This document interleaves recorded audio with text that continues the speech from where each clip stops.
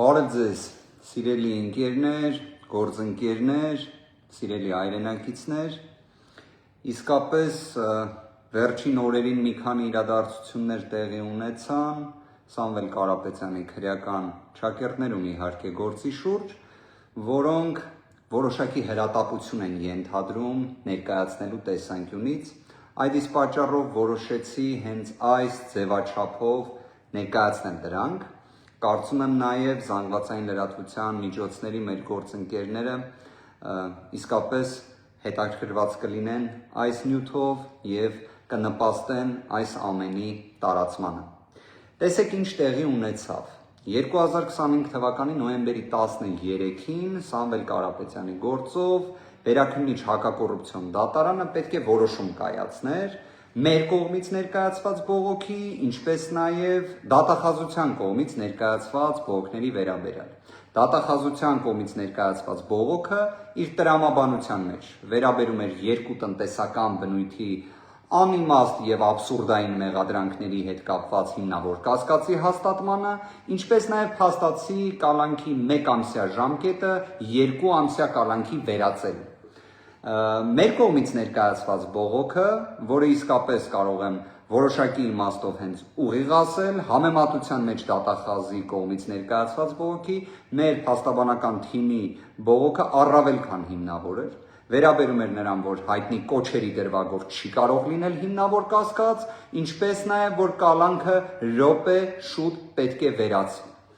Դատարանը որոշեց երկու բողոքները մերժել, նոյեմբերի 13-ին։ Իդեպ այստեղ օրը բավականին կարևոր է, քանի որ եթե քննիչը բոլոր դեպքերում որոշելու էր երկարաձգման միջնորդությամբ հանդես գալ, ապա նոյեմբերի 13-ը հենց վերջնաժամկետն էր այդ օրվա համար։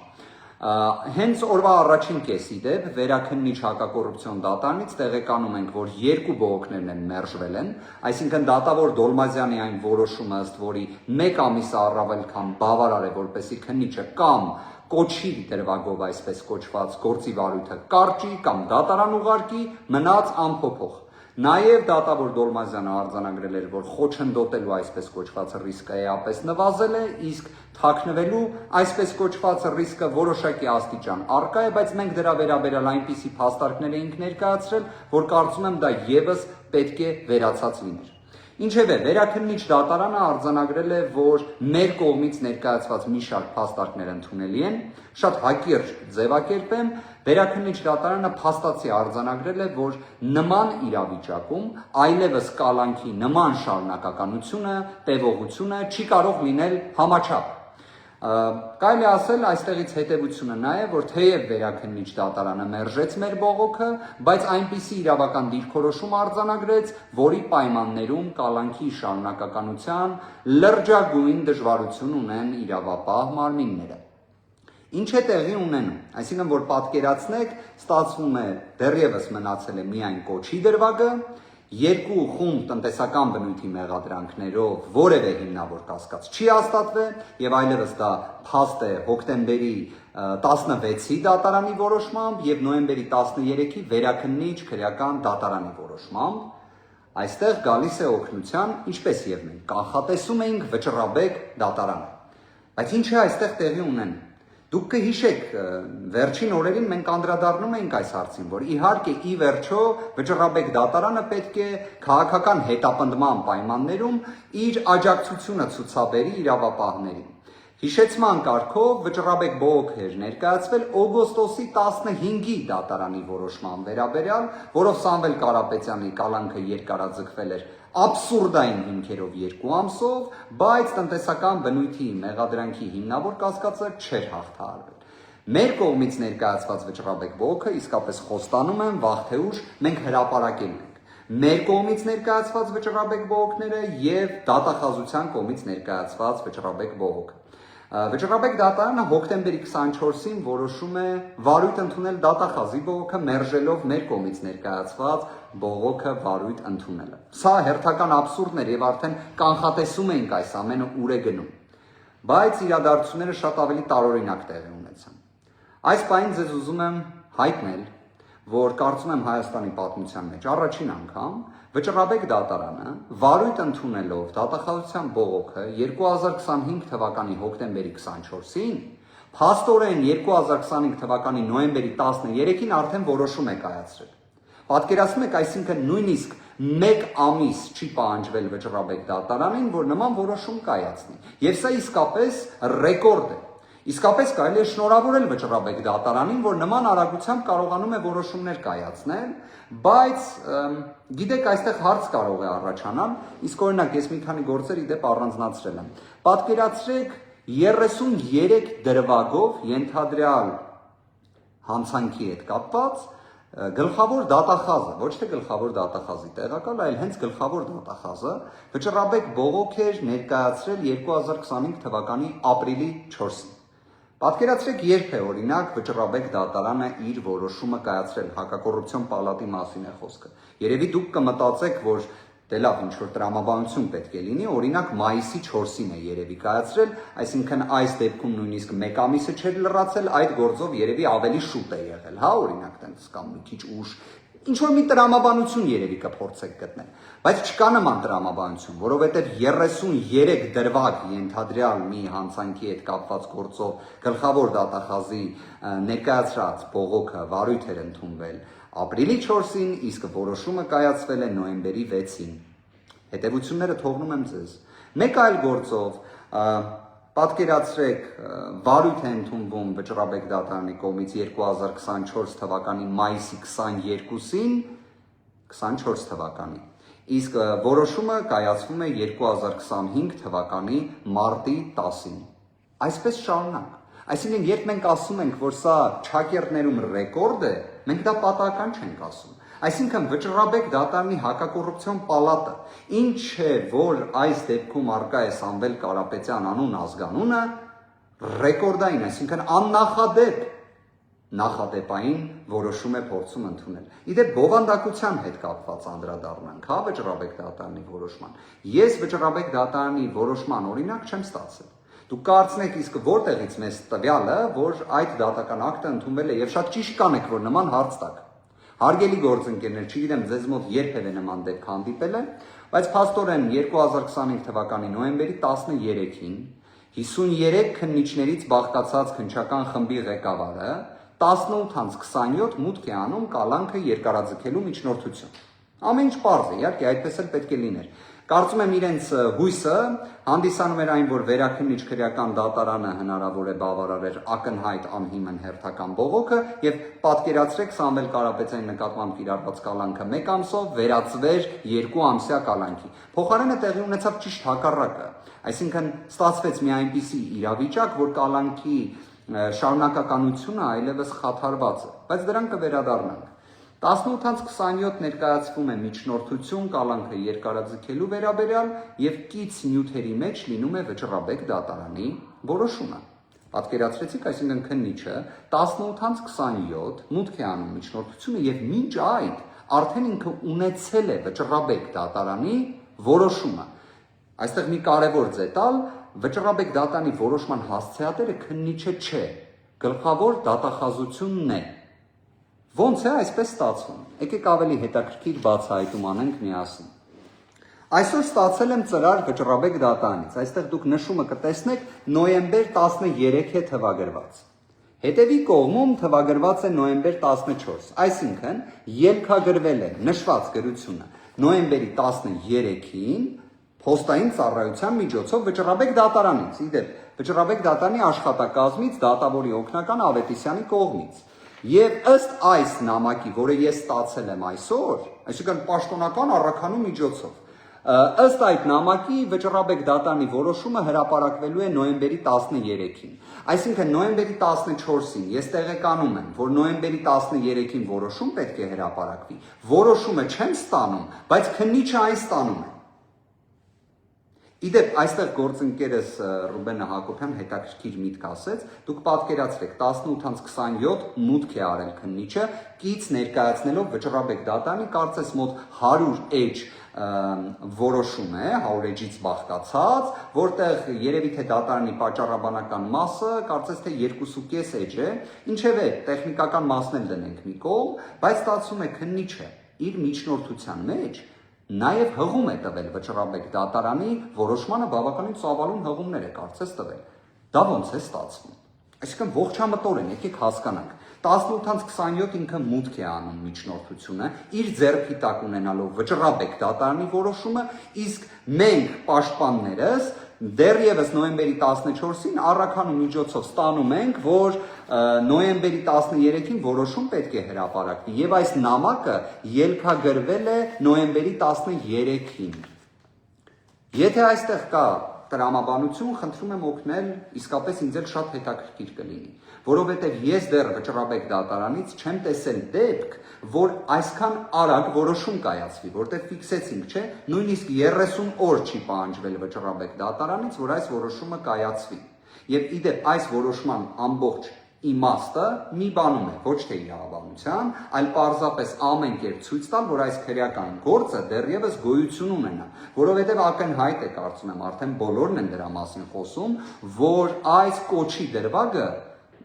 ողջամիտ չէ, ոչ միայն ապօրինի է, ոչ միայն խայտառակություն է, ոչ միայն քաղաքական հետապնդում է, այլ պարզապես ողջամիտ չէ, ինչ որտեղ նույնիսկ ամոթ է։ Հիմա դրա համար պետք է ամեն կերպ տնտեսական բնույթի ինչ-որ աբսուրդային մեղադրանքով ցույց տալ, որ Վճռաբեկ դատարանը իբրև փորձում է աջակցել իրավապահներին։ Բայց իդեպ այս որոշման իրավական արժեքը խորին հարգանքով, բայց որևէ արժեք չի ներկայացնում։ Ինչի չի ներկայացնում, որտեղ Վճռաբեկ դատարանի որոշումը վերաբերում է օգոստոսի 15-ի հակակոռուպցիոն դատարանի որոշմանը։ Այդ որոշմանը հաջորդել է արդեն 2025 թվականի հոկտեմբերի 16-ի որոշումը, որտեղ քննիչը հենց դատողություններ էր ներկայացրել, որ եկեք անտեսենք նախորդ դատարանի որոշումը, իբրև նոր փաստարկներ է ներկայացրել։ Հետևաբար այս որոշումը այլևս ակտուալ չէ։ Դրա համար նաև ես քննիչի միջնորդությունից կրկին սա ուզում եմ շեշտել, տեղեկանում եմ, որ Վճռաբեկ դատարանը փաստացի չի բավարարել դատախազության բողոքը, այլ մերժել է այն եւ հենց այն տրամաբանությամբ, որ այն ընդհանրապես ակտուալ չէ։ Հիմա այստեղ ամբողջ հարցը նրանում է, որ նույնիսկ տարական դատավարական ընթացակարգային հարցերում պետք է որոշակի հարգանք լինի իրավունքի եւ օրենքի նկատմամբ։ Հարգանք։ Չեմ խոսում, որ պետք է ապօրինություն չլինի, չեմ խոսում, որ այս Վճռաբեկ բողոքը ընդհանրապես վարույթ չպետք է ընդունվեր, չեմ խոսում նրա մասին, որ այսքան արագ Վճռաբեկ դատարանը երբեք որոշում չի ընդունել, ինչը հերթական քաղաքական հետապնդման ցուցիչն է, չեմ խոսում, որ մեր Վճռաբեկ բողոքները վարույթ չընդունելու իրավական գործիք չկար, որտեղ մենք վկայակոչել էինք Վճռաբեկ դատարանի մեկ այլ նախադեպ, որին ուղիղ հակասել էին թե առաջին ատյանի հակակոռուպցիոն դատարանը, թե վերաքննիչ ատյանի դատարանը։ Ինչևէ, այս ամենը դնում ենք մի կողմ։ Լավ, ոնց կարելի է քննիչին, ես չեմ հասկանում ոնց են հանձնել Վճռաբեկ դատարանի որոշումը։ Եթե կրկին ուզում եմ նշել, նոյեմբերի 13-ին մենք դեռ տեղեկացել ենք, որ նոյեմբերի 13-ին որոշում պետք է կայացվի, եւ սա ստացել ենք նոյեմբերի 14-ին։ Հիմա ինչ գործիքակազմով է քննիչը ստացել Վճռաբեկ դատարանի որոշումը, հասցրել այն վերլուծել, հասցրել այն կից ներկայացնել հակակոռուպցիոն դատարանի առաջին ատյանին։ Պարզապես այս ամենը խոսում է նրա մասին, որ մենք զուգահեռ մեր իրականությանը երևի թե ստվերային իրավաբանություն ունենք։ Պարզապես ստվերային իրավաբանությունը այլևս ստվերում չի մնում։ Արդեն ակնհայտ է այդ աստիճան։ Իսկապես ես մեղմ ասած զարմացած եմ։ Իդեպ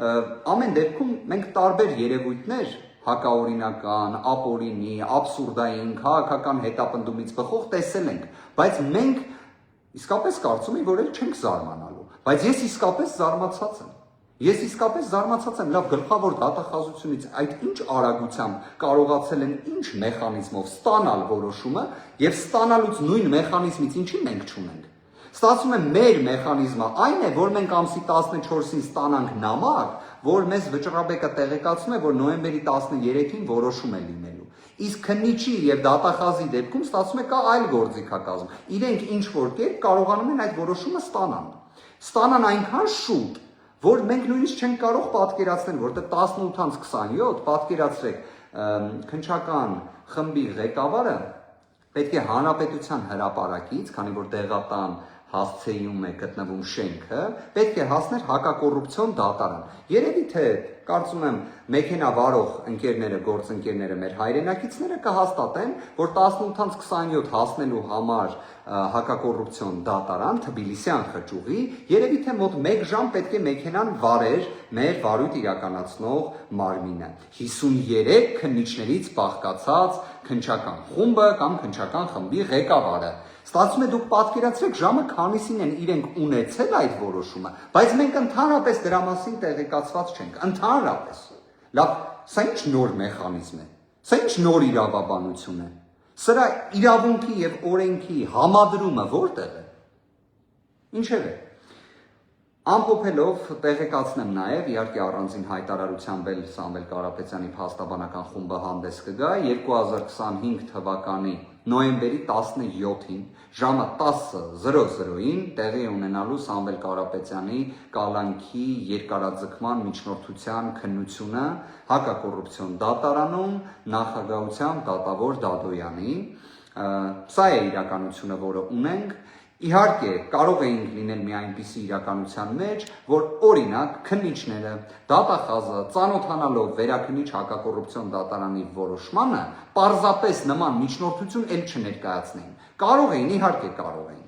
Արել են այդպես, իհարկե ոչ, որովհետև քաղաքական հետապնդման դեպքում ոնց այլ կերպ լինի։ Իհարկե պետք է նորից կալանքի երկարաձգման միջնորդություն ներկայացվի, արդեն շուրջ 150 օր ապօրինի կալանավորված Սամվել Կարապետյանի դեպքում։ Բայց նաև այդ ամենի ընթացքում չզլանալ անել այսպիսի վարժություններ նույն վճռաբեկ դատարանի դատական ակտի հետ կապված, դատական ակտը ստանալու հետ կապված, ընդհանրապես ռեկորդային աննախադեպ արագությամբ որոշում ստանալու հետ կապված։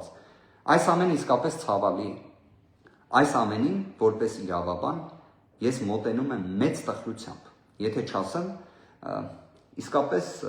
երևի թե հենց տխրություն բառն էլ օգտագործեմ, որովհետև սա հարիր չէ մեր պատկերացրած իրավաբանությունը, այսպիսին չպետք է լինի մեր իրավաբանությունը, և չի լինի այսպիսին ի վերջո, համոզված եմ դրանում։ Դրա ցուցիչն է նաև, որ սահմանադրական դատարանը այն կազմով, որով այսօր առկա է, իսկ այդտեղ մեղմ ասած հանրության վերապահումները կարծում եմ ակնհայտ են, երկու որոշում է ընդունել, որով ազդակ է փոխանցել, որ կալանքների այս ծավալը աբսուրդային է։ Փաստացի դրա մասին է խոսում սահմանադրական դատարանը մոտ 45 օրվա ընթացքում երկու որոշումներով։ Արդյոք դրանք կյանքում իրացվում են այս փուլում, դեռ ոչ։ Բայց ի վերջո փոխվելու է այս իրավիճակը։ Այսքանն է ուզում ներկայացնել, սիրելի ընկերներ, հարգելի գործընկերներ, սիրելի հայրենակիցներ, Աստծով ձեզ համբերություն, վստահ եմ ցանկացած ապօրինություն, նույնիսկ ամենամեծ իրավական աբսուրդը, որոնցից մեկին հենց այս ձևաչափով փորձեցի ներկայացնել Սամվել Կարապետյանի վերաբերյալ, իր ավարտը ունենալու է։ Ոչ մի ապօրինություն ի վերջո այսպես չի տևում։ Ի տարբերություն նախորդիկ ժամանակահատվածների, այլևս այս փուլում ուղիղ արձանագրում ենք։ Վերաքննիչ հակակոռուպցիոն դատարանը իր որոշմամբ արդեն մի շարք հանգամանքներ արձանագրել է։ Եվ դրանք իրացվելու են գործնականում։ Շնորհակալություն, լավ եղեք։